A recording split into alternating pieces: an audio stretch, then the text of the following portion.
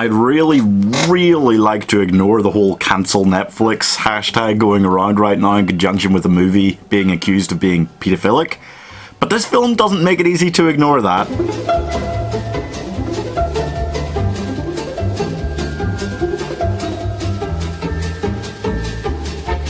Babysitter was a surprise breakout hit for Netflix in my mind. It was a horror comedy that really wasn't afraid to just whack you in the stomach a few times and really shock you. And it had Samara Weaving as the ultimate femme fatale character, okay? That hot babysitter that wants to drink your blood. That was just... that just worked so well. So after seeing it, I was actually quite open to the idea of a sequel. I was kind of like, okay, Netflix, let's see where you go with this one.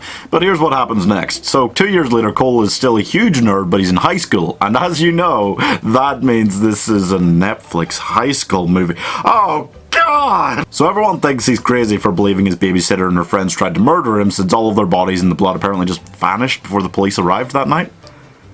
Okay. So now his friend Melanie, who he really dug in the first film and he was kissing and stuff, apparently has a different boyfriend. But she's still good friends with him, and she invites him to come to the lake for a weekend with a bunch of people. Lots of people, and when they arrive, there's like hundreds of people at the lake.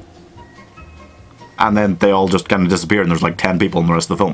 Where did they all go? Then it turns out Melanie is evil and has signed that same deal with the devil, and now her and a couple of her friends, as well as 4 of B's friends from the first movie, are back, and they're all going to try and kill Cole again. Even though it just kind of says it has to be like an innocent, right? There's a lot of virgins in the world, like... They could pick anybody, any unsuspecting, like, 5-year-old, right? Like, why Cole again? It doesn't matter. Why do B's 4 friends from the first film get to return from the grave? It doesn't really make sense. It's just kind of so they can have that cast come back, do some more bits and things. Yeah, from there, it's kind of a hodgepodge of outdated pop culture references and over-the-top literal buckets of blood being thrown at the characters' faces, murders. It just kind of makes you sigh and remember that MCG is indeed the guy that directed the early noughties Charlie's Angels films that were absolute shit. You know, I managed to forget that while watching the first Babysitter, but it quickly came back into my mind when I started watching this one. Anyway, here is my 1-minute review for the Babysitter Killer Queen. Could this night get any more erotic? Hey, Cole. You're my killer of the night. So it isn't truly terrible on the surface. My biggest things are the innumerable pop culture references. It's pop culture shocking. But it includes like people younger than me remembering lyrics to songs by artists I've never even remotely heard of from 1981. They remember the full song and are able to put in the code that means from their... It doesn't matter. It just tries to scream 1980s, but to way too much of an extent. There was a Samara Weaving sized hole in the movie, and they tried to replace it with Alyn Lind, who played Cole's friend in the first film and is the kind of lead evil in this one.